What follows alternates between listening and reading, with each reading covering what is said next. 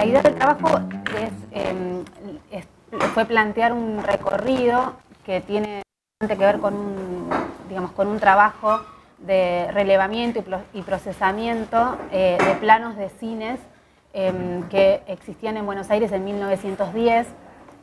Y bueno, la idea del relato es, por un lado, dar cuenta, de ese trabajo de búsqueda, relevamiento, procesamiento, y, a partir de los primeros análisis preliminares, empezar a proponer, a plantear o abrir, otras miradas sobre esa arquitectura, primero sobre esos documentos y después sobre esa arquitectura.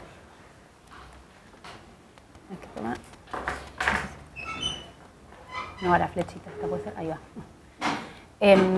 Bueno, y el relato está, armado en tres partes. Una primera, que tiene que ver con el haber revisado una serie de textos que básicamente lo que dan cuenta es de la vacancia de este tema, es decir, del tema que tiene que ver con los primeros cines porteños.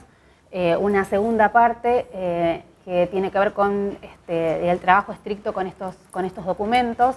Y otra tercera parte que, plantea los primeros análisis de esas primeras salas, o en realidad, los primeros análisis de parte de ese relevamiento y procesamiento. Y a su vez esa tercera parte, está estructurada en otras tres partes, que tienen por un lado, una secuencia, que tiene que ver con la escala, con abordar primero la escala de la sala, después la escala del edificio, y la escala del lote, y a la vez tratar de ir cruzando, esas distintas escalas con distintas dimensiones del espacio que tienen que ver con lo imaginario, con lo real y con lo simbólico.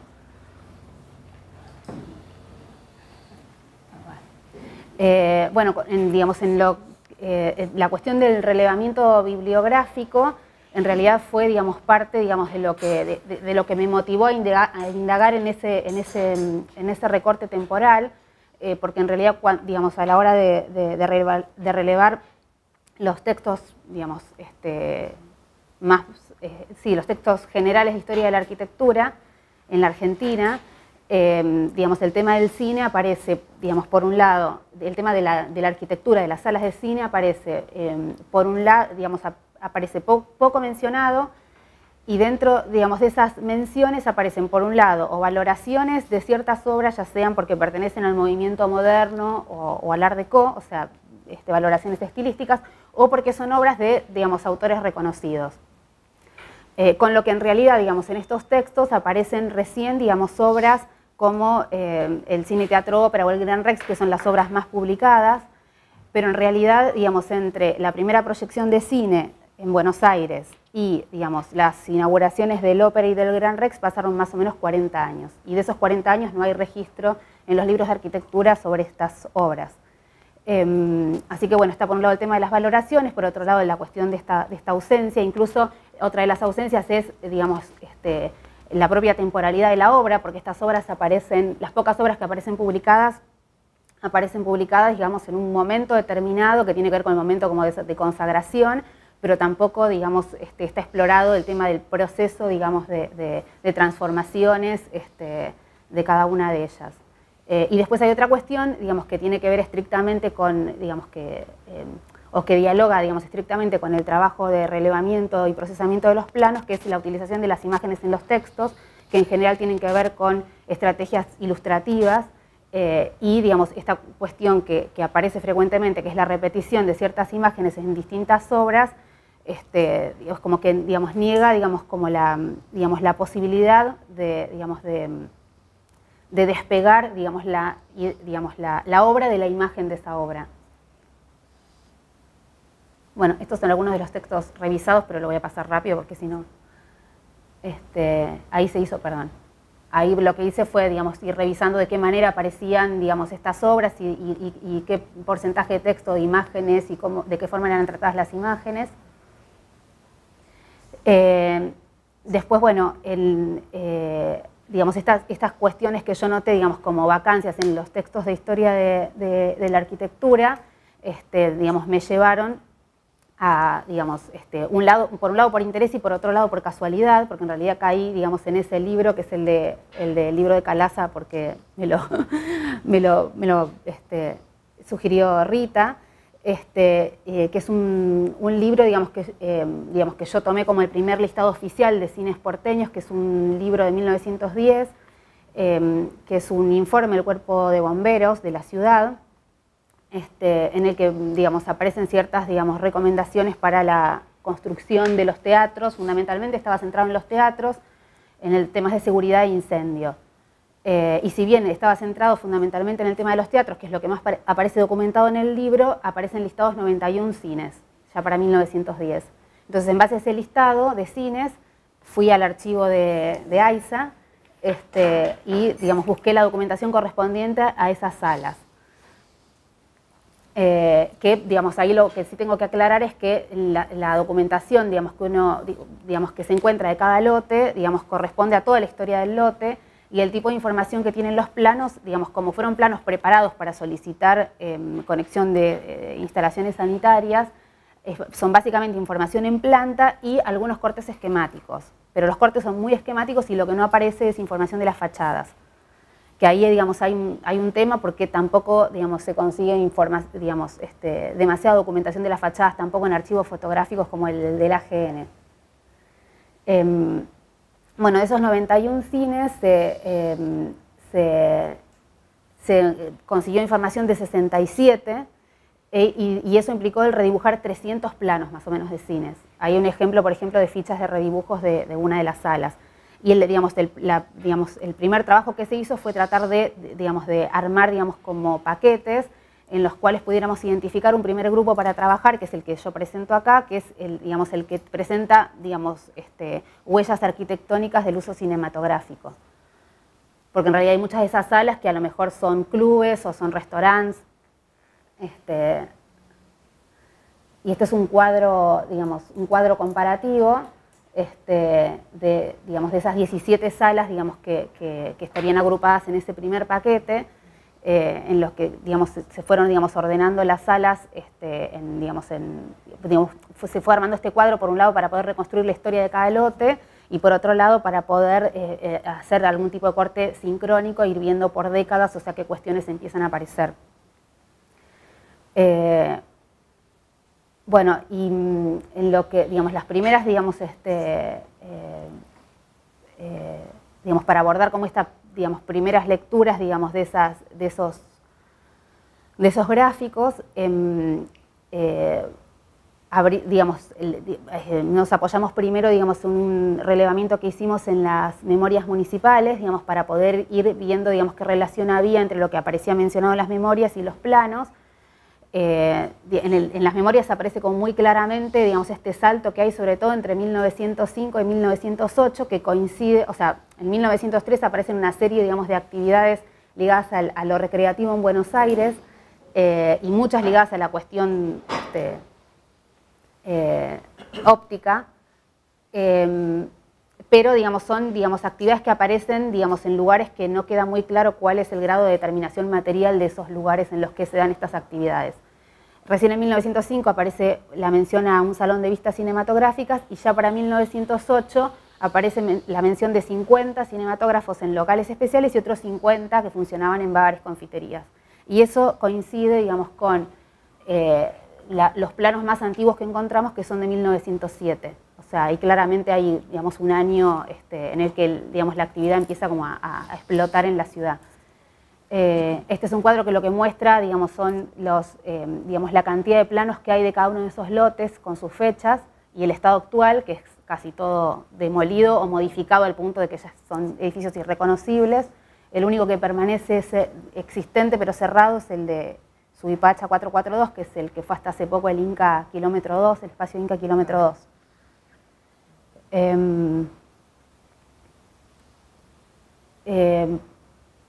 Bueno, y en cuanto a, digamos, a empezar a plantear como, digamos, distintas líneas de lectura, digamos, de estas primeras salas, hay una primera relación, digamos, que yo intenté establecer que tiene que ver con ver de qué forma, digamos, aparece, digamos, resuelto el espacio de la sala. Y sobre todo lo que se nota, digamos, es distinto tipo de diálogos entre, digamos, la arquitectura teatral y lo que después, digamos, se define, digamos, como sala de cine. En los planos se encuentran distintos tipos de rastros materiales, o sea, estos son los que a lo mejor menos rastros materiales tienen, en los que aparecen información como una casilla de proyección o boleterías, pero que la sala básicamente es un gran salón donde hay una pantalla y bueno, y no se sabe ni siquiera de qué forma estaban ubicadas las butacas.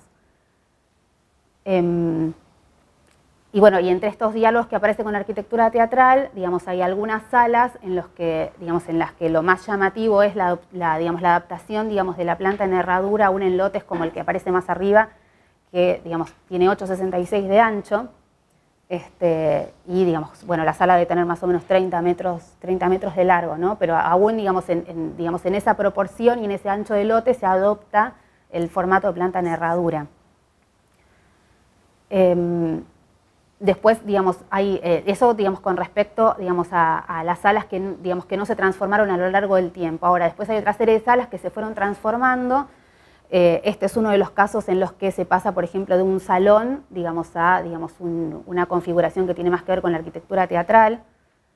Estos son casos en los que se producen ampliaciones, ya para la década del 30, en coincidencia con la aparición del cine sonoro, en la que, digamos, la sala crece en tamaño, desaparecen los locales laterales, o sea, en esas primeras salas, digamos, el hall no ocupaba todo el ancho del lote, sino que había un acceso lateral y la otra parte, digamos, del lote que daba a la calle se utilizaba para algún uso compatible, como cafés, confiterías, y la sala estaba al fondo. Ya para la década del 30, en estos casos, o sea, la sala se amplía, el hall ocupa todo el ancho del lote, desaparecen esos locales anexos, y aparece la cuestión del teatro, o sea, del cine-teatro.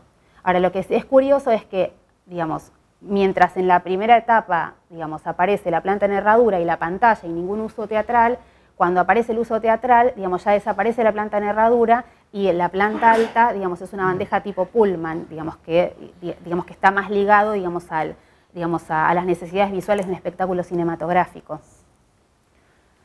Y después hay otras salas que pasan directamente, digamos, de la planta en herradura, digamos, a una bandeja tipo Pullman, pero que no pasan por la instancia, digamos, del cine-teatro. Voy cerrando. Listo. Bueno, entonces muy rápido cuento que hay otra serie, digamos, que tiene que ver con la cuestión del edificio, que tiene que ver con detectar ciertas hibridaciones en la arquitectura, o sea, en general no son edificios utilizados, digamos, en su totalidad para cines, sino que comparten usos con confiterías o incluso con viviendas, con oficinas, con restaurantes, ¿no? O sea, hay toda una situación de hibridación en esta serie. Y después, bueno, la última parte tenía que ver con, digamos, rastrear, digamos, la cuestión del lote, digamos, y rastrear, digamos, ciertos usos y ciertas permanencias que tienen que ver con el orden de lo inmaterial, ¿sí? Que en algunos casos se traducen en ciertas valoraciones patrimoniales. Acá no me detengo porque si no lo hago muy largo, pero bueno, había una cuestión como que se abría en relación a la cuestión simbólica que tenía que ver con estudiar el tema de los nombres de los cines, que quedará para otro momento. Y bueno, y en este sentido, en tratar de ligar, digamos, el sitio, digamos, con la dimensión simbólica, me parecía interesante mencionar, digamos, esta experiencia de un artista que se llama Federico León, que lo que propuso es, digamos, volver, digamos, a visitar cines que existían hace 40 años y que fueron transformados en estacionamientos, y volver a proyectar la última película que se dio en ese cine. Y entonces él cierra, digamos, la presentación de esa obra diciendo: el espacio y el tiempo cambian, la película no, siempre es igual, no se transforma, no envejece como un fantasma, la película une dos espacios y dos tiempos. Bueno, eso. Primero que nada, quisiera decirles que voy a mirar un poco el punteo porque si no me pierdo, para no excederme en el tiempo, digamos. Y por otro, no esperen, no tengan ilusiones de que una antropóloga pueda leer planos, más allá de que haya trabajado mucho con arquitectos, pero todavía esa es una falla, una tara que llevo conmigo, digamos. Así que bueno, voy a hacer una lectura más desde las ciencias sociales, desde la antropología, bueno.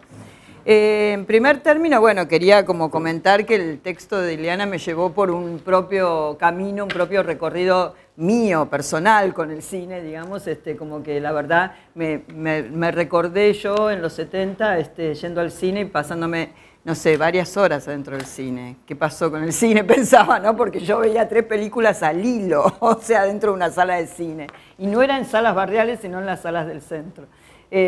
Bueno, después pensé en Cinema Paradiso, ¿no? Y la utopía de la sala barrial, del cine barrial, que estuvo muy presente en los últimos años, en esta cuestión de vecinos pidiendo salas barriales, digamos, como... ahí hay algo interesante que no mencionó en el texto, Ileana, que después voy a volver, que es el tema que está en el texto, digamos, que es la lógica especulativa, el negocio inmobiliario, la rentabilidad, digamos, de construir o no sala de cine, el edificio, y la verdad que en los últimos años muchos de estos vecinos o incluso pobladores de pueblos que plantean que queremos la sala pueblerina o barrial, no están pensando en ningún momento en la rentabilidad, digamos, sino tal vez sí en una rentabilidad simbólica de usos del pasado, de apropiaciones del pasado, digamos, idílicas, ¿no? Obviamente idealizadas en ese sentido. Me parece que por ahí va también alguna cuestión vinculada a lo simbólico, digamos, ¿no? Bueno, y luego también me acordé de la reconversión de los espacios de cine en otras cosas, ¿no? O sea, haciendo mi tesis de doctorado en La Boca, me acuerdo de un caso así típico en la avenida Almirante Brown, que se convirtió en un templo evangelista, digamos, ¿no? Y cómo, bueno, y esto pasó en varios lugares, templos evangelistas, bingos, digamos, ¿no? Que también son...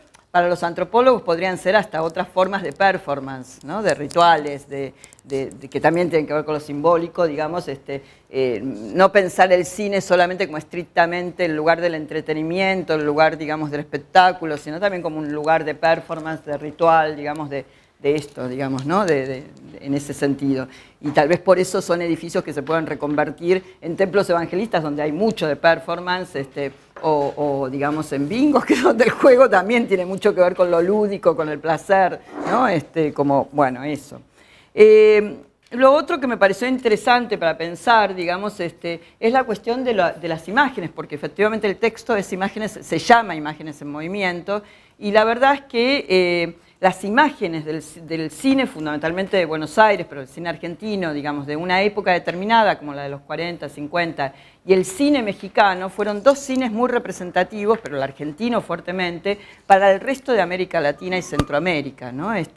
Y bueno, y ahí creo que hay que jugar bastante con 2 conceptos, imagen, imaginario, ¿no? O imagen, representaciones, digamos, ahí yo tengo mis dudas que es mejor, pero bueno, digamos, como que la imagen puede llevar, si no solamente a la idea de la pantalla, lo que se ve en la pantalla, sino además pensar, digamos, en algo mucho más genérico, más integral. Y bueno, y luego sí me puse a pensar qué pasó con las ciencias sociales y esto que vos estás planteando, y la verdad es que tu tema es sumamente innovador, porque en realidad las ciencias sociales, no importa cuál, digamos, lo que han trabajado sobre los cines nunca tuvo que ver con el edificio, con los planos, ni qué pasó con esa materialidad y la relación, digamos, con lo que pasa adentro, ¿no? O sea, sí ha habido, digamos, obviamente el trabajo más señero en ese sentido es el de Martín Barbero sobre de los medios a las mediaciones, donde trabaja toda la cuestión del cine como política cultural y de importancia para la conformación de los Estados-nación y la identidad nacional latinoamericana, digamos. Creo que ese es como el más así interesante, pero que habla mucho de políticas culturales, digamos, ¿no? Luego vienen todos los trabajos de consumos culturales, donde relacionan el cine con el consumo, el famoso trabajo de García Canclini de consumidores a ciudadanos, o al revés, de ciudadanos a consumidores, ya no me acuerdo, donde plantea el repliegue, digamos, dice que en México en un momento dado, en los 90, la gente se vuelve a la casa y no ve nunca más cine en el espacio público, que también es relativo, es para discutir, etcétera, pero bueno, esa es otra mirada que empieza a prevalecer. Y la última es la de las industrias culturales, ¿no? Relacionar el cine con las industrias culturales, que acá además en el 2001-2002, sobre todo en el medio de la crisis, fue como así fuerte, ¿no? Es decir, teatro y cine, digamos, mejoraban la situación de todos nosotros y desde ahí la cultura era un recurso fundamental para salir de la crisis. Bueno, que también relativizable, también para pensar, digamos, etcétera. Creo que en este momento estamos en un mix de todo eso, porque en realidad el espacio Inca o el Inca, digamos, está apuntando no solo al espectáculo, a la industria cultural, sino también a la conformación de identidad nacional. Digamos, a qué tipo de sociedad queremos ser, y en ese sentido el subsidio va para un lado o va para otro, digamos, ¿no? Es decir, qué es la película o el tema que más se da. Lo otro que me parece innovador dentro del texto, no solo el campo disciplinario y colocar estos temas en cuestión, sino también cómo se utilizan las fuentes, qué metodología se utilizó para esto, ¿no? La cuestión de llamarlo arqueología documental, bueno, a mí me retrotrajo a mis tiempos de arqueóloga, fui arqueóloga 5 minutos, pero bueno, digo, ¿por qué arqueología, digamos, no? O sea, ahí me parecía como preguntarse, pero me parece realmente interesante, en función de lo que planteaste ahora, también, hay algo interesante que es el nudo, me parece, del comienzo y cómo sigue el texto, digamos que es la cuestión de las temporalidades. Y ahí me parece que hay algo para explorar mucho más fuertemente en el vínculo con el espacio. Digo, el arquitecto como el antropólogo, somos espacialistas a ultranza, así mal, digamos, y muchas veces, digamos, dejamos de lado las temporalidades. Pero vos estás planteando las temporalidades, pero tal vez hay que pensar las temporalidades no solo en términos de las fuentes o de la arqueología documental, sino también, digamos, vos planteas esto de las ausencias, digamos, ¿no? Pero bueno, ¿qué pasa? ¿Cómo se construyen esas temporalidades? ¿Por qué, digamos, hay un periodo que es cuantitativamente más prolífico, pero a lo mejor no solo que es cuantitativamente más prolífico, sino que se decidió por alguna razón, por estas valoraciones que vos planteás, bueno, que fuera más visible, digamos, ¿no? Entonces, bueno, me parece como que ahí realmente hay como una cuestión interesante para pensar temporalidades, continuidades y discontinuidades, conflictos y tensiones en relación a la aparición o no del cine en determinados espacios. Bueno, a lo mejor sí lo que hay que pensar es por qué las revistas o por qué los artículos de determinados autores, como fuentes, digo, ¿no? Para poder efectivamente decir, bueno, estas temporalidades o estas continuidades, discontinuidades se entienden desde esto que yo estoy, donde yo estoy buscando las fuentes, digamos, ¿no? También.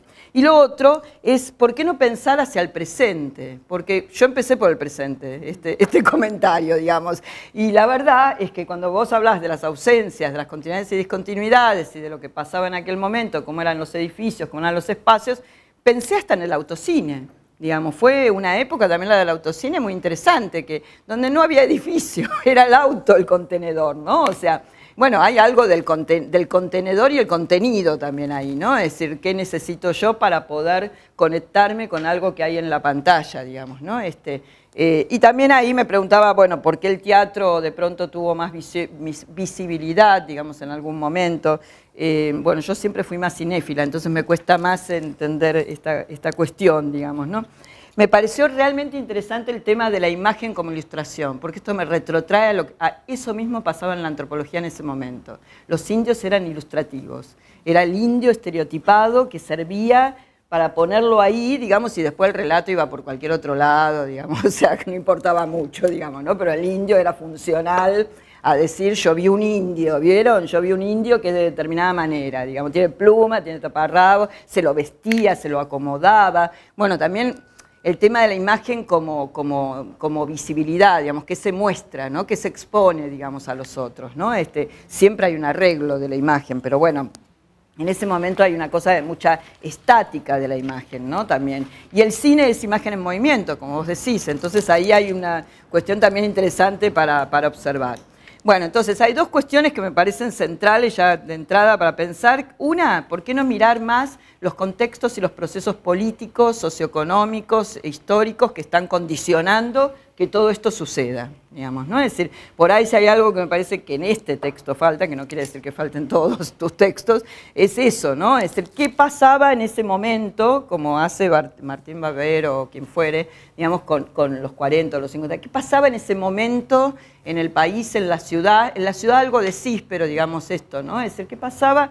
Que los cines aparecen, se aumentan, se cuantifican, se muestran o no se muestran justamente, digamos, bueno, y esto explica también el consumo cultural o la mirada sobre el consumo cultural en los 90 o la mirada sobre la industria cultural en los últimos años o la mirada sobre la identidad nacional en los 40-50, digamos, porque en realidad lo que dicen Martín Barber y el propio García Canclín en el libro sobre políticas culturales, que el cine sirvió para pensar incluso el peronismo, digamos, ¿no? En el texto de García Canclín eso es muy claro, cómo, digamos, uno a través del cine entiende cuál era el objetivo, el proyecto político del peronismo, digamos, ¿no? Interesante, a mí me parece sumamente interesante. Bueno, vos te estás en unos años antes, pero bueno, también es interesante porque, digo, no casualmente hay como una mirada fuerte en los 30, entre el 10 y los 30 y pico, que es el momento en que también se muestra más la ciudad en términos de progreso, de civilización, de modernidad, pero de los cines no se habla. Yo que trabajo mucho en ciudad, digo, de los cines en esa época prácticamente no se habla, digamos, ¿no? Entonces, ¿qué pasó? Ya yendo a mi punto, digamos, de antropóloga más específico, me parece interesante esa relación entre lo material y lo simbólico, que me parece también que hay que profundizarla más, digamos, ¿no? Es decir, ¿qué es lo simbólico? ¿O qué es lo cultural? Hay un punto en que no queda muy claro si lo simbólico, lo cultural, yo creo que no son la misma cosa, ¿no? Es decir, lo simbólico es todo, puede ser todo, así como lo material. Digo, lo material, digamos, se vincula a lo simbólico a lo material, pero lo cultural no necesariamente. Lo cultural es una construcción, digamos, desde otro lugar, digamos. Y luego la relación entre la obra arquitectónica y la sociedad. Y todo eso junto puede dar como un combo realmente, digamos, me parece interesante, digamos, ¿no? Es decir, vuelvo sobre eso que dije al principio, esto de las representaciones e imaginarios, digamos, toda esta cuestión, digamos, de qué lugar juega.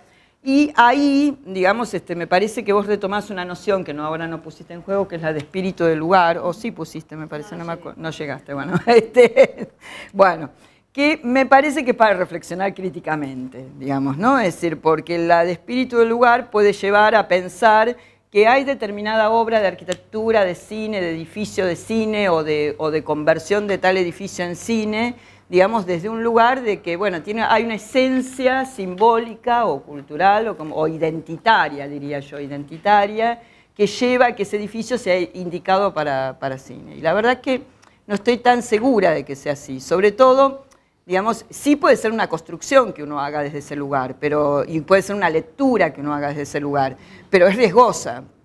Es riesgosa porque implicaría pensar que todos los cines deberían haberse construido de la misma manera, pensando, digamos, y hemos visto estas conversiones que decíamos antes, digamos, ¿no? Es decir, agarra por ahí alguien que hizo el Pastor Jiménez hubo alguien que trabajó el Pastor Jiménez muchos años y diría, bueno, pero la verdad que este espíritu del lugar no tiene mucho que ver con el espíritu del lugar del Pastor Jiménez y sin embargo sirvió a los fines de. Y ahí aparece de nuevo lo social, ¿no? Es decir, la importancia de lo político y lo social. Lo político en términos de condicionamiento de procesos sociohistóricos y lo social en términos de por qué los sectores sociales se apropian o no se apropian, por qué usan y se apropian de determinadas cosas en determinado momento y en otro determinado momento lo dejan de lado. Chao, me olvidé del cine, ahora me voy a mi casa a ver video, o agarro la tablet y veo la tablet y ya está, digamos, o hay generaciones. También esto, digo, a mí me cuesta todavía mirar por la tablet algo, y bueno, me gusta más el cine, qué sé yo, ¿no? Y ahí hay condiciones también de usos del pasado, como decía, digamos, previamente, digamos, ¿no? Entonces ahí me parece interesante, hay una parte en que vos planteás que el hall de los edificios de cine, que eso se ve todavía en las salas de teatro, hace no tanto tiempo fui al Cervantes y todavía está esa idea de la sala de espera, del hall de entrada para socializar, ¿no? El encuentro con los otros, digamos, ¿no? El encuentro con los otros no es solo encontrarse, es también visibilizarse, es decir, yo estoy acá, vine para algo, soy tal persona, conozco a tales otros, bueno, es como mucha cosa al mismo tiempo, también poner fronteras, poner límites, bueno, muchas cosas que tienen que ver con la urbanidad, con la sociabilidad, digamos, concretamente, ¿no?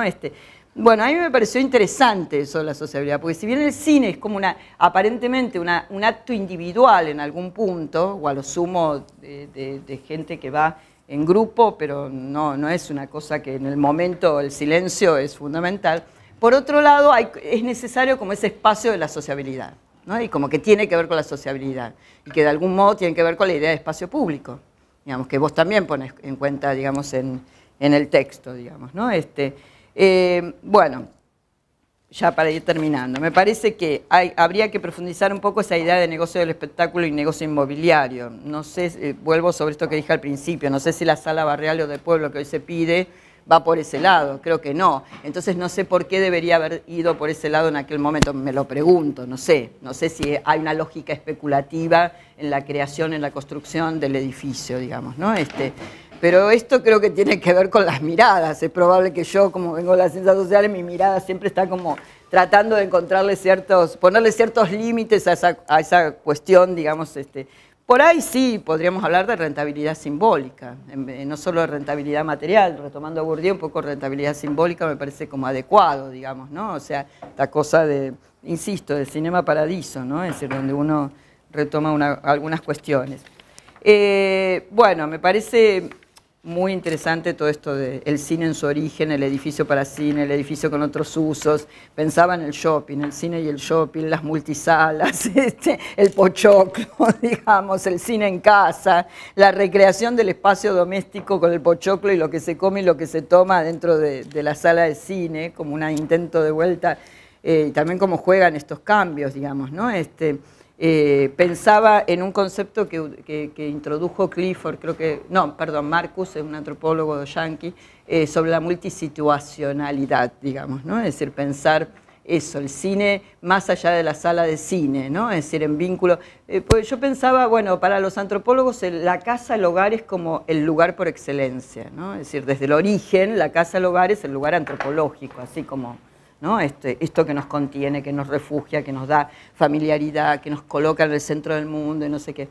Pero también me parece que hay otros espacios que en vínculo con la casa, de hecho ha habido ya muchos trabajos sobre la calle, cómo la calle puede ser igual que la casa en algún punto, ¿no? Entonces, bueno, ¿por qué no habría otros espacios que podrían ser en algún punto y en algún momento, digamos, ese vínculo con ese espacio de lo privado, de lo doméstico, de lo que simbólicamente nos vuelve pertenecientes, bueno, familiares, digamos, etcétera, ¿no?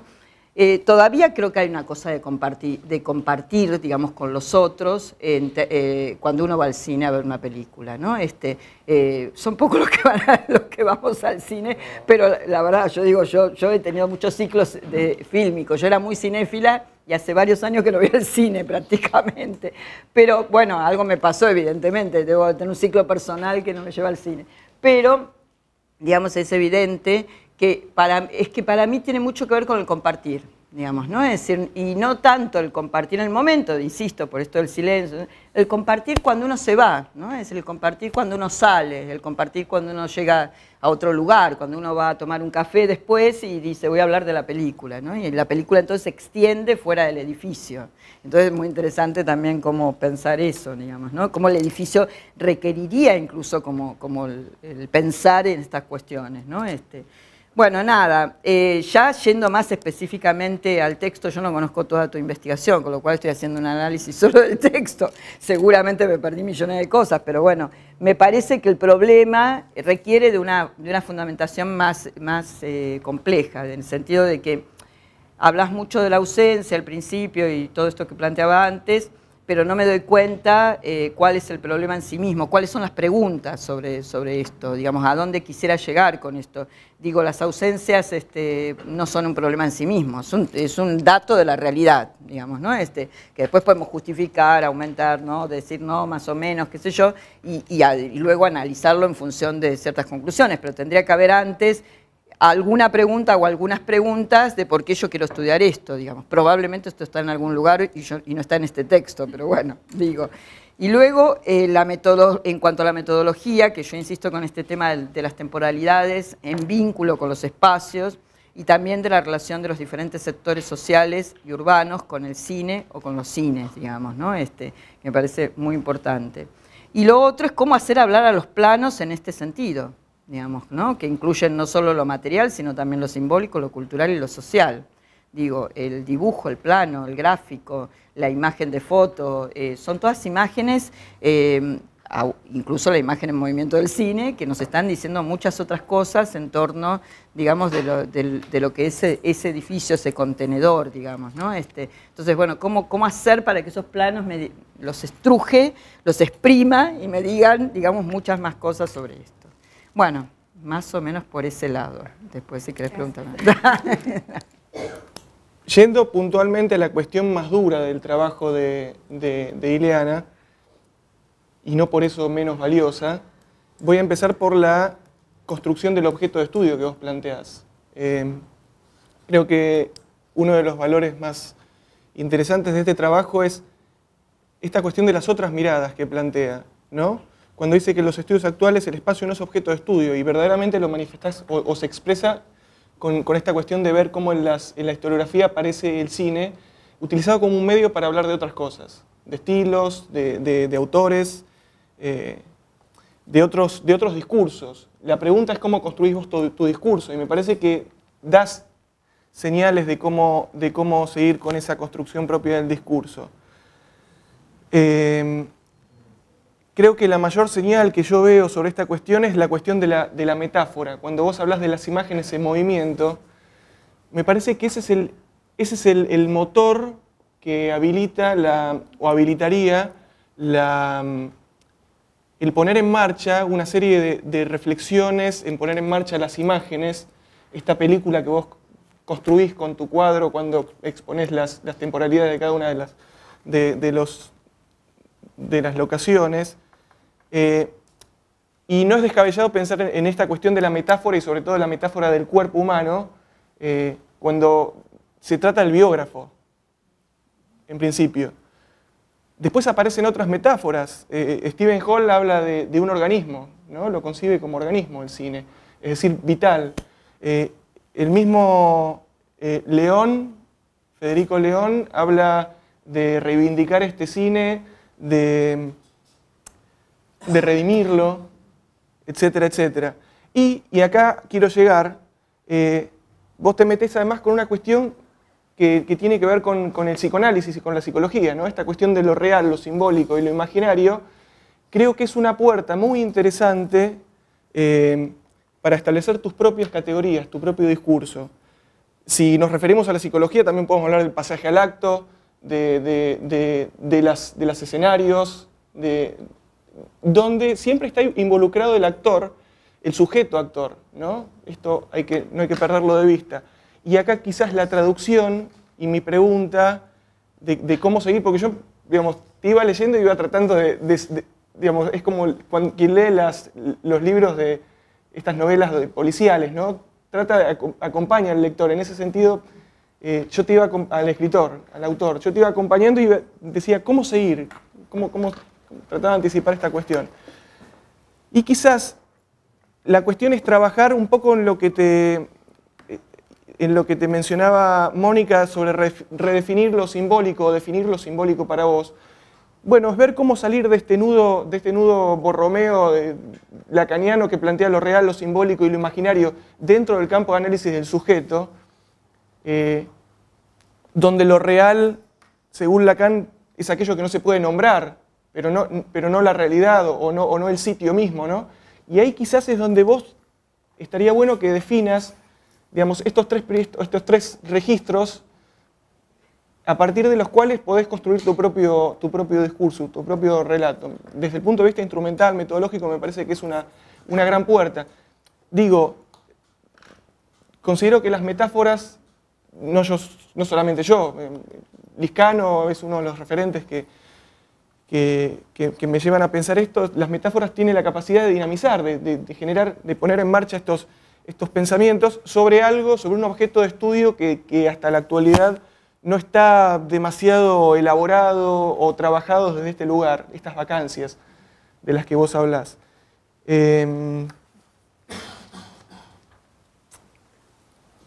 Yo voy a ir siguiendo mi comentario un poco en línea cronológica o sincrónica con tu relato. Llegamos después a una situación que es muy interesante, que tiene que ver con las transformaciones, y vos planteás tres categorías, ¿no? Usos asociados, usos diversos, a partir de la lectura de los planos, y usos exclusivos. Digamos, es un proceso en el cual quizás se da un proceso sociocultural que comienza en algo alternativo, ¿no? en lo alternativo, y va en camino hacia algo instituido, que eso instituido en la actualidad se derrumbó y se desmoronó nuevamente con esta cuestión de los cines. Vos nombrás un cine que se transformó en iglesia, justamente, el de la calle Rivadavia. Y quizás eso es lo que colabora para reflexionar sobre estas cuestiones.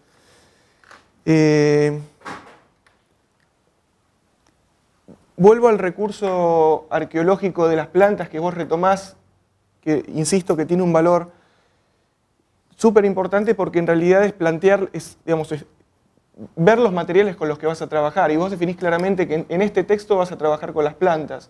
Dejás abierta una puerta posterior para ver con esas plantas o con esas lecturas de imágenes qué es lo que vas a hacer.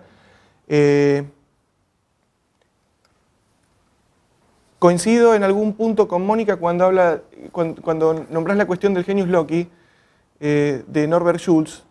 Quizás, precisamente por eso, ¿no? Ante la cuestión posible de caer en pensar el cine como algo, como una entidad que tiene una esencia inmanente, ¿no? Inmutable. Y en realidad quizás la gracia o la cuestión es pensar este cine en función de los movimientos, de las elaboraciones socioculturales y ver cómo eso participa. Hay que ver con la dificultad que presentan este tipo de estudios, sobre todo planteados a principios del siglo XX, las fuentes con las que disponemos, ¿no? Porque en principio sabemos que las plantas, pese al enorme trabajo que le dedicaste, existen, están. Bueno, ver cómo leerlas, cómo releerlas y ver qué otros materiales sería posible agregar. La cuestión, el ejemplo de la presentación de Federico León no me parece menor, porque Federico León rastrea las películas, las últimas películas que se proyectaron en esos cines. Mi pregunta ¿es posible pensar estos cines y las proyecciones que se daban en esos cines? ¿Es posible pensar esto que vos llamás el ritual, ¿no? que comienza en el hall del cine, del espacio, pero que además no muere ahí, ¿no? Quizás esta performance, un poco siguiendo lo que dice Mónica, que empieza por ahí en la casa o que sale de la casa y que vuelve a la casa, es una performance, digamos, en un sentido de duración mayor. Y ahí es donde estaría bueno ver, por ejemplo, me pareció muy interesante, a mí me gustó el caso del cine de la calle San Juan 1900, que decís, es un cine que antes era una calecita, después pasó a ser un cine y hoy, digamos, volviendo a estas cuestiones taxonómicas, es el café del biógrafo, ¿no? Digamos, ahí está como ese espíritu al que vos aludís, que quizás estaría bueno revisarlo a partir de las ideas de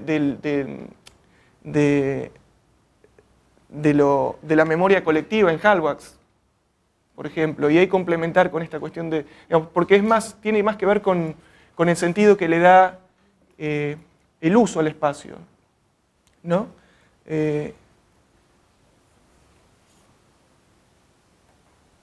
Lo de León me parece que puede ayudar a pensar. Yo pensaba, ¿qué es lo que define un espacio de cine y esta cuestión de juxtaposición de la que vos hablás, ¿no? Donde se juxtapone justamente la imagen o la película misma y el espacio mismo donde están los espectadores. Bueno, ¿qué es lo que pasa en ese momento, en ese lugar? León habla de unir dos espacios y dos tiempos, y habla de esta cuestión de que hay un tiempo, una película que no tiene tiempo, que es un fantasma, pero existe un espacio que tiene y sufre el paso del tiempo. Desde lo inmediato de las personas que están viendo la película hasta en sentido prolongado de esto. Pensaba, ¿qué es lo que hace que un cine sea cine? Vos lo llevaste al extremo cuando hablas del autocine, donde es el espacio del aire libre. Es decir, no es solamente el confinamiento espacial lo que define el cine, sino que para que haya cine, en principio, se me ocurre, tiene que haber una pantalla. Un medio donde sea proyectada esa imagen. Ya con eso podemos empezar a hablar. Con lo cual,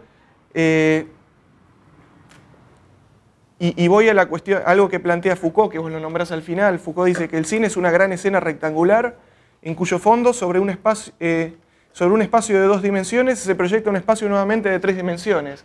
Y acá es donde se confunde lo ficticio, la realidad, bueno, habría que definir cuál es el término. Yo estoy hablando de realidad, pero no estoy seguro. Y vos lo tomás a Morán, con el aislamiento del espectador en una participación colectiva, donde todo lo que se ve sucede lejos de ese tiempo y ese espacio. Acá lo colectivo y lo individual opera nuevamente.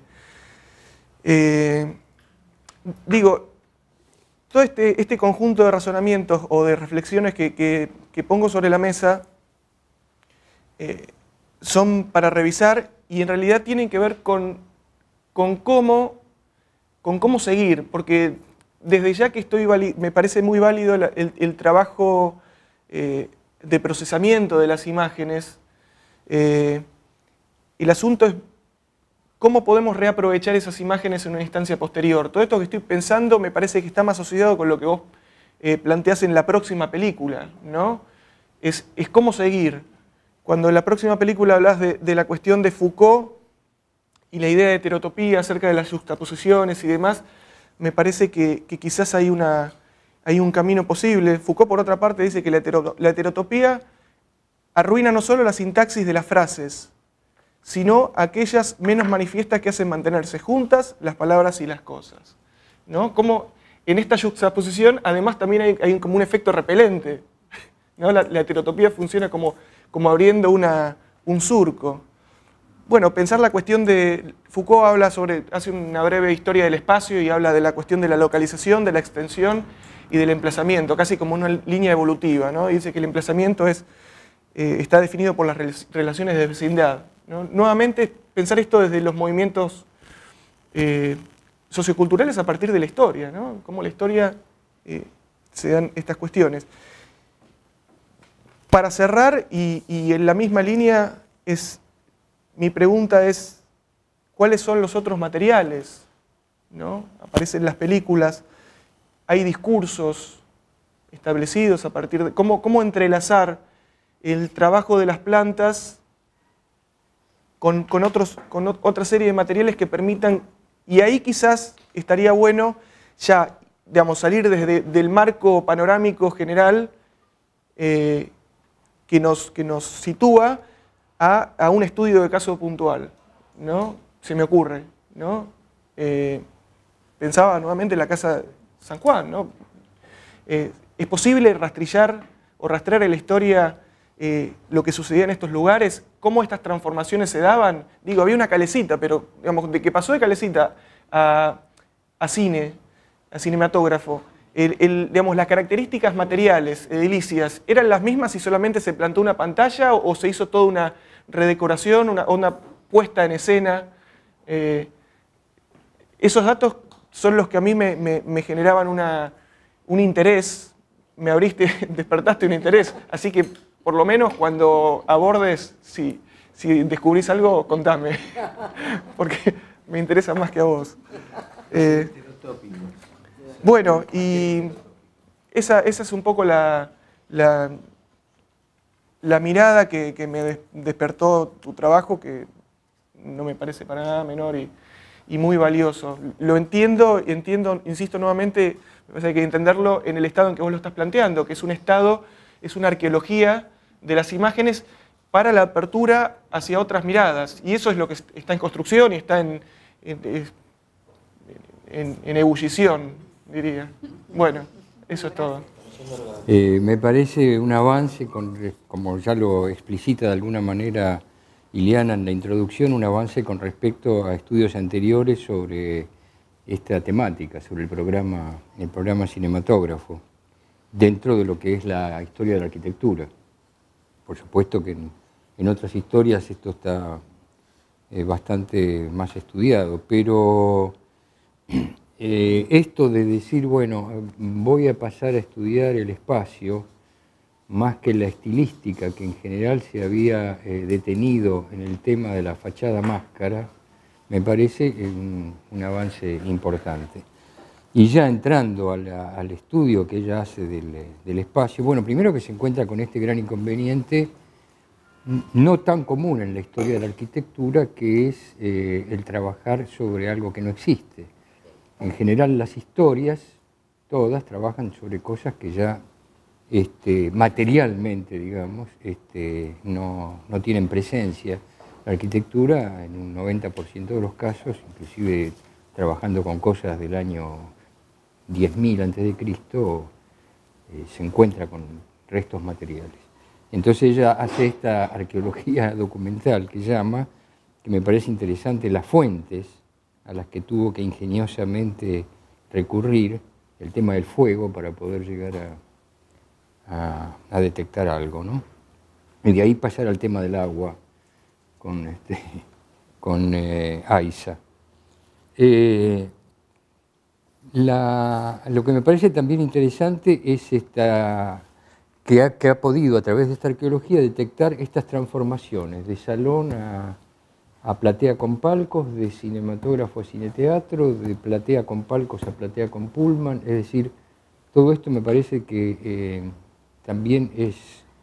Y la otra, la asociación del negocio inmobiliario con el negocio del espectáculo, es decir, los programas complejos que aparecen, donde el cine empieza a estar, digamos, no tan autónomo como actividad, como uso social, sino que empieza a complejizarse con la cuestión del restaurante, la confitería, la vivienda, las oficinas, etc. Bueno, en la calle Corrientes tenemos ejemplos, ¿no? Y me parece también otra cosa interesante trabajar este periodo, que en general, como ella dice, se han trabajado los cines más conocidos a partir generalmente del año 20 o 30. Acá está trabajando desde 1900 o un poco antes. Esto también es una dificultad que ha sabido sortear y hundirse en esta cosa un poco oscura que había hasta ahora. Eso me parecen puntos de la investigación. Otra cosa, esto del espacio social, que no solo el espacio social del asistente a una proyección mágica, sino de tal como se encontrarían en determinada época de la historia en otros programas, como el atrio de la iglesia. Acá aparece el foyer como un espacio intermedio de sociabilidad entre lo público y lo más privado, cerrado, digamos, aunque sea pública la actividad de la sala también. Ahí entonces a mí bueno, y otra cosa que me parece interesante es que pudimos leer acá esta proliferación, desde que había una sala, en 1903 o algo así, en el 5 había no sé cuántas, y después llegamos al 8, donde aparecen como 50, ¿no? O el 10, no sé. 100 salas de cine específicas, no. Claro, y las otras, sí, pero 50 específicas. Bueno, hace muchos años tenemos investigaciones truncas por acá, sobre todo los cines, bueno, sin contar las que hicimos con Mario, ¿te acordás? Sobre Lavalle. Iba a mencionar algo. Sí, acá tengo todo lo que laburamos para Lavalle, que al final no... Bueno, este era uno de los primeros, pero me interesó esta cuestión de la proliferación, habíamos hecho un gráfico donde cómo van creciendo las salas. Y acá había una diferencia. Vos planteás que, porque vos llegás hasta 1940 y pico, 50, ¿no? O 30 y pico. No, en realidad los listados que tomo son el de 1910, que lista 91 salas, y después tengo otro listado oficial que ya es del año 50, que es del Instituto de Cinematografía, que plantea que había 174. Con 174. Ahí yo tenía una diferencia, porque según lo que yo había visto, para el año 1950 eran muchísimas más, 265 salas, con 77 en el centro y 188 en los barrios. Esto salió de los empresarios cinematográficos que tenían archivos, etc. Hace mucho que estudiamos esto.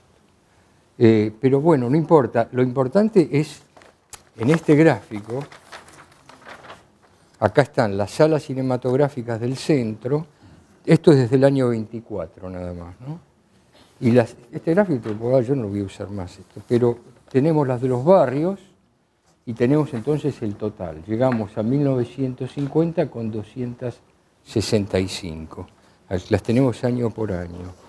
Pero ¿qué quiero mostrar con esto? Que me parece importante toda esta cosa de, o sea, el fenómeno de la expansión, el fenómeno de la...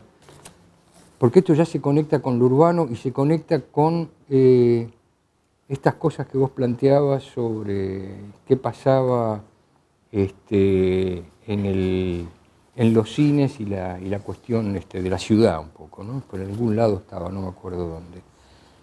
Pero este tema de la proliferación, el tema de la dispersión, porque cuando yo vi la cantidad de cines que había en los barrios, y el otro tema de la concentración, es decir, aparece una, no sé si en muchos lugares hay una colonia cinematográfica en la calle Lavalle, donde solo hay cines, solo entre comillas, a partir del CELEP, que es el primero, ¿no? 1917 creo, y a partir de ahí tenemos hasta 1945 18 cines en la misma calle en 3 cuadras. Esto es, o sea, ¿cómo se concentra? Y cuando se salía del cine era solo público cinematográfico invadiendo ese espacio, el espacio calle. Me parece importante toda esta cuestión de o sea, ¿por qué toda esa proliferación tan grande? Que digamos, en escala es importante la que vos analizaste, porque son 100 o 50 en poquitos años, pero después como que eso parece que es un fenómeno que quiere decir que el impacto social del cine como actividad, espectáculo, es realmente importante para estudiarlo desde ese punto de vista. Y si lo vamos achicando al propio espacio, el crecimiento del foyer, el crecimiento del hall, también está mostrando que había que ocupar a mucha más gente, que inclusive no era para que entrara y saliera, sino que se quedaba ahí, como vos decís, ¿no? No, después me estaba preguntando lo que decía Mónica, de alguna manera, bueno, esto ya no tiene nada que ver con tu periodo, pero ¿cuándo aparece el cine sin espacio cerrado? ¿Cuándo aparece el cine sin espacio cubierto? O sea, yo me acuerdo de hace unos 40, 50 años que estuve en cines que no tenían techo, por ejemplo. No que se corría el techo, no, nada, era un lote, pero tenía fachada, tenía foyer, boletería, después las otras puertas, entrabas y no había nada, había árboles, qué sé yo. Por ejemplo, me acuerdo de un cine, el Terraza Chaco, en Resistencia. Generalmente por el tema del clima, por ahí debe ser, ¿no? Y tampoco había butacas fijas. Eran sillas plegables que después se sacaban y el piso era de tierra. Pero el hall era todo de mosaico, con ornamento, etcétera, la fachada, con puertas que se abrían, todo, y después entrabas. Eso no sé cuándo aparece o qué. Pero claro, creo que en la ciudad de Buenos Aires ese fenómeno no se había dado, pero me entró la curiosidad de ese programa del cine sin... porque estamos hablando otra vez del espacio. Poca gente entró adentro a analizar y estudiar estas cosas. Bueno, en principio era eso. Sí, lo mío va a ser muy simple. En realidad yo leí tu trabajo, me pareció muy interesante, pero es una exposición de una investigación y no una especie de espacio discursivo como proponía la antropóloga. Porque me asusto cuando escucho a la antropóloga. Porque si vos escuchás a la antropóloga, tenés que ir a la antropóloga, tenés que ir a la Facultad de Filosofía y Letras que da en Puan y leerte toda la bibliografía. O tenés que ir a la sala, y cómo no. Porque en cambio acá, ella tiene un periodo que vos marcaste, Jorge, que es muy interesante de descubrir. Es seguir indagando sobre esto materialmente como fue. No haciendo especificaciones como esto fue desde un punto de vista filosófico o antropológico, o como dice Foucault, o como esas historias. Hay ir a otros lados para informar sobre eso. No sé si me explico lo que quiero decir. Uno tiene un campo que debe cerrarse. Bueno, en este momento yo soy docente y alumno de la Facultad de Filosofía y Letras. Digo que el discurso es totalmente diferente. Y a lo mejor, digamos, uno no puede meterse en ese discurso si aborda este. ¿Se entiende lo que yo quiero decir? Sí, yo insistiría en que tu investigación profundice cada vez más en el conocimiento de cosas que no sabemos, pero cosas arquitectónicas, porque sos arquitecta. ¿Entendés? Ese asunto que decías vos, por ejemplo, Linares está dando en este momento un curso sobre cine al aire libre, es decir, que una pantalla en la calle que proyecta cine de cortometraje, muy cortometraje, como si fuera un cartel, ¿no es cierto? Es decir, una especie de cosas así. Yo lo que quería aclarar es esto. Yo valoro mucho tu trabajo y me gustaría que siguieras trabajando en ese trabajo, a mi modo de ver, estudiando qué es lo que no sabemos, investigar más. Por eso las anotaciones que yo había hecho eran puramente materiales y no vale la pena que las cuente. Busqué cómo era el tamaño de la pantalla que determina cuál es la forma de la sala. A medida que se ensancha la pantalla, la sala se curva, ¿no? Es que hay como una especie, lo más elemental es lo que veo. Entonces, bueno, no hablo más. Mi tema son las iglesias, pero me pareció muy interesante. Encontré en tu trabajo cuestiones muy interesantes, que son las similitudes. Por ejemplo, entre lo que estoy trabajando, ¿no? Que hay muchos textos de historia de la Iglesia y pocos sobre arquitectura del periodo primera mitad del siglo XX. Primer similitud. La otra cuestión es la proliferación de iglesias y templos y cines en el mismo periodo, la dispersión en los barrios, el espacio dramático. Nosotros tenemos un ábside, ustedes tienen una pantalla. Bueno, y las diferencias son lo más interesante, porque nosotros tenemos una ventaja, que el lote no evoluciona y las iglesias no desaparecen, sino que se vacían, y en el caso de ustedes el lote evoluciona y el cine desaparece. Pero me parece interesante, en el caso nuestro es más un trabajo de paleontólogo, porque queda como fósil el edificio. Y en el caso de ustedes, bueno, es más asociado a lo mejor al tejido vivo, ¿no? Que va cambiando. Pero es interesante. Y después el cierre, que es otro tema que tenemos en común, que es la invisibilidad de autores que han hecho mucho y la super exposición de 2 o 3 nombres que todos les brindan pleitesía, por lo menos en las escuelas de arquitectura. Las nuestras no les tienen tanta adoración, pero 3 o 4 autores que aparecen sobreexpuestos y a lo mejor los que trabajaron más intensamente, por lo menos cuantitativamente, quedaron en la oscuridad. Bueno, ese comentario que me pareció... Breve, sí, un poco en la línea de lo que decía José recién, pensar en los cambios técnicos y en nuevas formas de ver y las modificaciones, ¿no? Hasta el sonoro, que sería un poco donde vos cortás, como tema determinante de ese espacio, y después, si vale la pena para este periodo pensar en cine como tipología per se, y si no es más productivo para vos pensar en cine-teatro, por el periodo, ¿no? Y por esta cuestión que tiene que ver con lo social y demás, de transición como espectáculo popular hasta que se convierte en masivo, con el peso que el teatro tenía, o los espectáculos de vistas y demás, ¿no?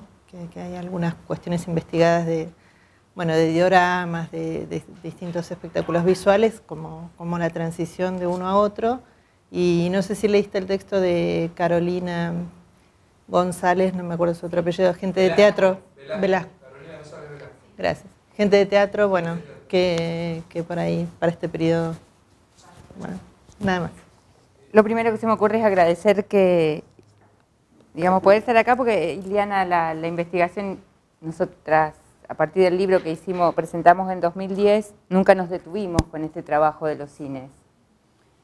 Y el que vos lo hayas nombrado en el trabajo, bueno, movió algunas cosas y en realidad quiero comentarte algunas cuestiones. El trabajo lo estamos siguiendo ahora en equipo, lo hemos ampliado a la escala a nivel nacional. De hecho, trabajamos con Federico León, está en nuestro grupo. Hay una cuestión de citas ahí del espacio, que citas como el último lugar en el que se proyectó la película. No sé cuándo cerraste el texto pero el último fue en Villa Urquiza, sobre la calle Baunes. Y no es el Esmeralda, es otro nombre del cine. Por eso no sé cuándo cerraste este texto. La duda que tengo es, cuando hablas de primeros cines, en el título no aparece una época definida, y ¿es primero cines como sala única de contenido o cines teatro, que un poco lo que estaban comentando recién? O si los primeros lugares donde se proyecta cine, que no necesariamente corresponden a una sala de cine. En cuanto al análisis de los textos, en los comentarios decís que hacia el año, a partir de los 30 no existen libros dedicados específicamente y, digamos, existe el de Lorenzi, Hermete de Lorenzi, del año 38, que está con análisis de plantas, esquemas, tamaños de pantallas y diversas salas a los que aborda. Es un libro bastante importante del momento. De Hermete de Lorenzi, no lo traje, lo puedo buscar, pero está en las bibliotecas. Es un libro... sí, está en las bibliotecas, no me acuerdo si se llama Cines, Teatros, Cines, digamos... Como, claro, está acá en la biblioteca y tiene el tema de dimensiones, y es del 38, digo, por eso... digamos. En cuanto a los trabajos de antropología y sociología respecto al uso del espacio del cine, no está alguien que es del equipo, había prometido venir, pero seguramente tuvo un problema, que es la licenciada Lucía Rudd. Lucía Rudd está abordando justamente el tema del espacio y la gente en sus tesis, ya tiene su tesis de maestría hecha y he publicado varias cosas. Además participa en un grupo de investigación que no te puedo dar el nombre porque le hemos mandado mensajes para decírtelo perfectamente al nombre. En Filosofía y Letras hay un grupo dedicado a cines y que trabaja con el tema del espacio y la gente y toda esta cuestión de la sociabilidad y demás. Respecto del espíritu del lugar que comentás y el tema de las iglesias, y un poco recojo el último comentario, habría que pensar la arquitectura en sus distintas funciones. Y cuando digo esto es ambas dos funciones, la de la religiosa y la del espectáculo, la lúdica en este caso, van a necesitar de un espacio, un escenario y de un lugar para un público. En realidad cualquiera de esas cosas puede seguirse trabajando desde muchísimos lugares. Y bueno, finalmente, decir que el espacio del cine no fue objeto de estudio hasta ahora, le digo al arquitecto del Castelo, humildemente creo que en el trabajo que hicimos hace unos años, si bien inconcluso, y de hecho por eso seguimos trabajando en el mismo tema, se habló de arquitectura de cine, se habló de cómo se trataban los espacios en el texto, no en el catálogo. Pero bueno, creo que Marta puede aportar más al respecto. Un detalle más, la primera película muda que se ve aquí es del 29, no es del 33, hablada, digamos, es del 29 y no del 33, como citas ahí, nada más. Bueno, en principio, hola.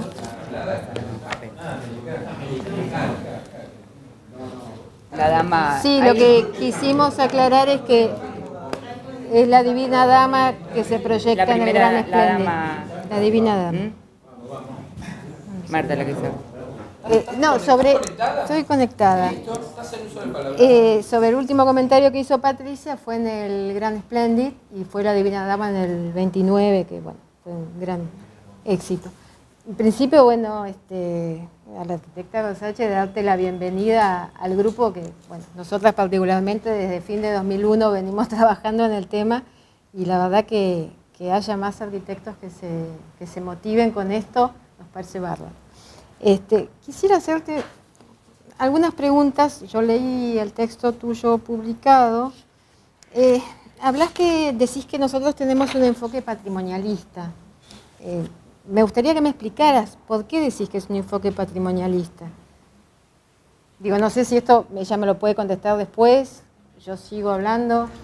Solo contesta al final. Al final, no hay diálogo uno por uno. Al final contesta. Perfecto. Entonces si lo ponemos. Tenemos, bueno, algunas diferencias que creo que también las señaló Jorge Ramos con respecto a la cantidad de cines que señalás.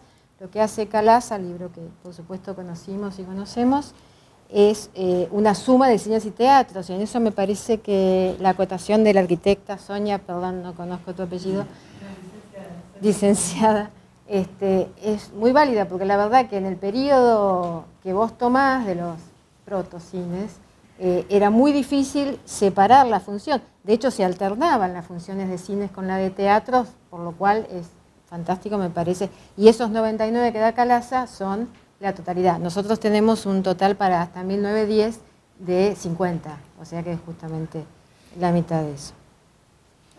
100 y algo para... Y más de 100 para...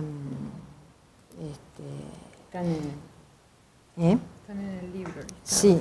Por otra cuestión que me gustaría aclararte, en realidad yo no sé si vos viste solamente lo que nosotros tenemos en línea, que es el catálogo, es una parte del libro, o viste todo el libro. Me inclino a pensar que no viste todo el libro porque señalás algunas cosas como ausencias, que en realidad en nuestro artículo de fondo, que estructura el libro, están todas tocadas.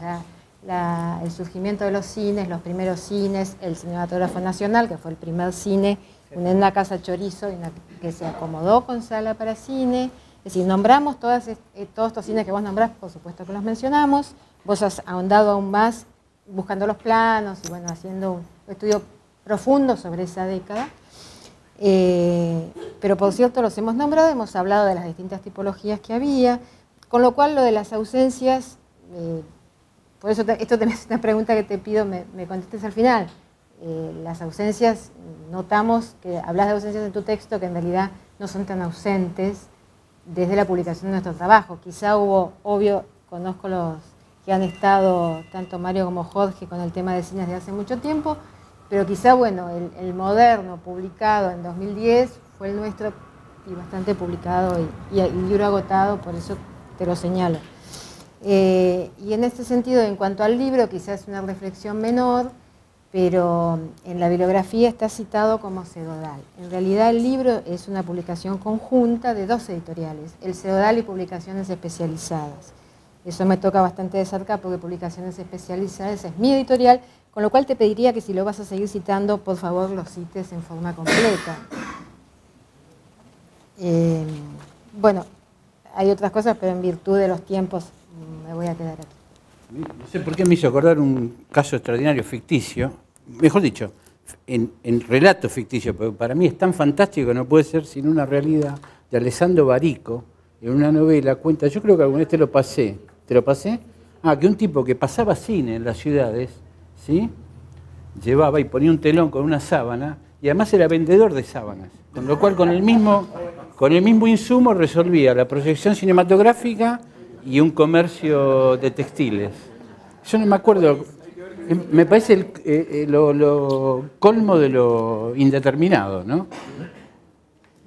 Después, respecto al tema de A.P.H. Lavalle, yo quería decir, en efecto, nosotros hicimos, Jorge participó y mucha gente también de nuestro taller, Horacio también, si no me acuerdo mal, en un gran relevamiento de cines con orientación a transformarlo en una PH a la calle Lavalle. Asunto que fue 2 veces propuesto en la legislatura de la ciudad. La primera vez quedó sin tratamiento, la segunda vez se trató en primera lectura y caso extraordinario, no llegó a la segunda lectura, lo cual yo digo, de esto se podría hablar muchísimo, se podía decir cualquier cosa menos que no era importante, desde el punto de vista patrimonial. Pero quiero decir, este hecho es cualquier cosa menos un malentendido, me parece a mí. Es una cosa de la cual habría que pensar mejor. ¿Por qué? Es posible que se defienda con tanto éxito, vamos a suponer, un cine en Villa Urquiza, en Mataderos, y el mayor paquete y más significativo de los cines de Buenos Aires no fue defendido y los legisladores dejaron que se muriera tranquilamente, además, justo en el momento, te diría, más acelerado de transformación de todo eso en los todo por 2 pesos que pulularon por allí, y en ese contexto, benditos sean las sectas que protegieron a algunos, les venían bien a algunos cines para seguir manteniendo esas estructuras. Después, quería decir ya, en términos más específicos, me llamó mucho la atención porque saltó la palabra biógrafo, algo que me parece que también debería ser incorporado al arsenal de instrumentos, que es la evolución del lenguaje respecto a esta cuestión. Biógrafo es una palabra rarísima, verdaderamente, para referirse a los cines, y me parece de nuevo que por algo debe suceder, así como vos anotaste salas de vistas, me parece, en los catálogos, me parece que la misma evolución del lenguaje es un síntoma de lo que estamos ahí, o estás tratando de develar. Y por fin, en esto, por supuesto, no voy a ir muy lejos, sino solamente el título, para mí el tema está, digamos, el horizonte de tu trabajo está en esa cuestión de lo heterotópico indeterminado, que no vamos a discutir ahora, pues sería una tortura, una pesadilla, pero por ahí está la cuestión. Es decir, cómo algo que es heterotópico es lógicamente indeterminado, o si son dos conceptos que podríamos separar y tendrían cada uno autonomía por su cuenta. A mí me parece que el chiste está en que los dos podamos articularlos adecuadamente. Antes. Y después, más adelante, figura Café Conciertos, ¿no? Como Café Concert, lo cual creo que ahí hay... Son prostíbulos. Café Conciertos. Ah, bueno. Café Cantantes. Ah, bueno. Ah, está. Bueno. Ahí está. Ahí está. Bueno, me llamó la atención... Son prostíbulos. Las dos cosas. Las dos cosas. Bueno, doble función. Ahí está la especulación. Pero bueno. Eso. Cine porno y sin cine. Y porno cine. Y porno cine. Pero 1903. Sí, y antes también. Ah, está muy bien. Bueno, eso me llamó la atención y acá Horacio lo marca eso, ¿no? Y allí pasaron como 50, 60 años para cambiar de nombre, ¿no? Eso por un lado. Por otro lado, me gustó el término arqueología documental, que por ahí tendrías que ampliarlo un poquito. Hiciste un relevamiento de la planimetría de los cines que me pareció muy, muy interesante, que te había llevado mucho tiempo. Hablaban recién de los foyers de los cines y de los teatros, y las cadenas nuevas también tienen foyer. Lo que pasa es que no, arquitectónicamente no significan mucho, pero agregan el consumo. No, pero también tienen foyer y también hay vinculación y también hay charla entre los adolescentes que van a ver una película. Esto se mantiene. También quería decir que lo que pasó con los cines también pasó con otros lugares públicos, como los bares, no sé, el Bolino, la London, qué sé yo. También hay ausencias y presencias, ¿no? Yo entendí la ausencia no como ausencia de texto, sino, como se marcó al principio, con las demoliciones que vos marcás en tu cuadro, que solo hay un cine que queda en piel de Suipacha, ¿no? 442. Sí. Bueno, esto también habla de trabajar sobre la ausencia, que creo que lo marcaste vos, Jorge, eso, ¿no? De trabajar de un relevamiento de algo que ya no existe más, ¿no? ¿Perdón? No, que queríamos, a mí se me pasó ese dato, perdón que interrumpa, pero el que sigue en pie y funcionando como cine es el eléctrico. La Valle, por supuesto, incorporado al complejo monumental, muy cambiado, pero es de 1913. Ah, bien. 1913. ¿13? 13, sí, Fue el primero de la Valle. Antes que ¿Cerraste, Jorge? dice una palabra, toda la historia es trabajar sobre cosas que no existen más. Claro, claro, por supuesto. Sí, Por supuesto. en general. Es así, Sí. aunque nos duela A ver, verificar. señor, usted me dijo Pero si patrimonialmente quiere decir una cosa muy breve, porque estamos en tiempo cumplido. El patrimonio no es historia. Perdón, perdón, cerramos. El señor va a decir una cosa y después ya le paso directamente a Eliana que tiene que responder. Lo bueno de cine. Silencio, silencio. Perdón, señor director, ¿puede discutirlo en otro momento? Yo debo tener algo particular, que soy hijo de uno de los primeros productores de cine. Las primeras películas de mi padre yo estaba naciendo. Y a raíz de eso toda mi vida fue en contacto con la distribución y la exhibición de cines, de los cines. La primera está que hice muchas reformas de cine. La última fue multicine, que terminó como una palabra genérica y a partir de ahí empezaron a dividirse muchos cines. En fin, todos los grandes cines, que es un tema interesante desde el punto sociológico, de ver cómo se dividen las salas. Es decir, aquellas grandes salas como el Rex o el Ópera de 3.000 o 3.500 localidades no se llenan más y empiezan a dividirse, a partirse en salas más pequeñas. Bueno, eso quiere decir. Porque no se considera en general cuándo se empiezan a dividir los cines. Es en el año 70. A partir del 70 los cines se empiezan a partir. Me preguntan el nombre de su papá, por favor. Eugenio Herbach. Eugenio Herbach. Y si lo buscan en internet va a estar. Bueno, en principio agradecemos especialmente a Mónica y a David que se tomaron el trabajo que se tomaron el trabajo de leer, anotar, pensar. Igual después hay cosas que les voy a preguntar más para no involucrar a todos. Y básicamente lo que hice fue como anotarme cosas, digamos, que tienen que ver con esto que señalaban tanto Mónica como David, de bueno, cómo sigo. Incluso cuando Mónica decía, bueno, ¿qué preguntas te haces? Digo, es como, bueno, como que digamos, más allá de las cosas que valoraron, como señalaron puntos que, bueno, en los que yo soy consciente que tengo que, bueno, que continuar trabajando. Pero básicamente, digamos, anoté los comentarios de todos. Después, sobre preguntas específicas, voy a contestar una sola cosa porque eran demasiadas, pero el tema de que me preguntaron por qué yo decía que el libro era el de Cines de Buenos Aires, tenía un enfoque patrimonialista y que si bien no analicé profundamente el libro en este texto que aparece acá, en principio el subtítulo del libro es Patrimonio del siglo XX, así que bueno, ya desde el subtítulo hay un enfoque que aparece planteado ahí. Pero, y bueno, y tomé nota de corregir la editorial. Y bueno, después hay como muchas cuestiones como que fui anotando, pero que exceden como los límites del trabajo que yo planteo acá, ¿no? Como por ejemplo, digamos, como trasladar como ciertas preguntas a situaciones actuales o presentes. Bueno, veré qué puedo, o sea, yo tomo nota de todo, después veré qué puedo hacer. Así que bueno, más que nada agradecerles a todos. ¿Listos? Gracias. Increíblemente terminamos 2 minutos.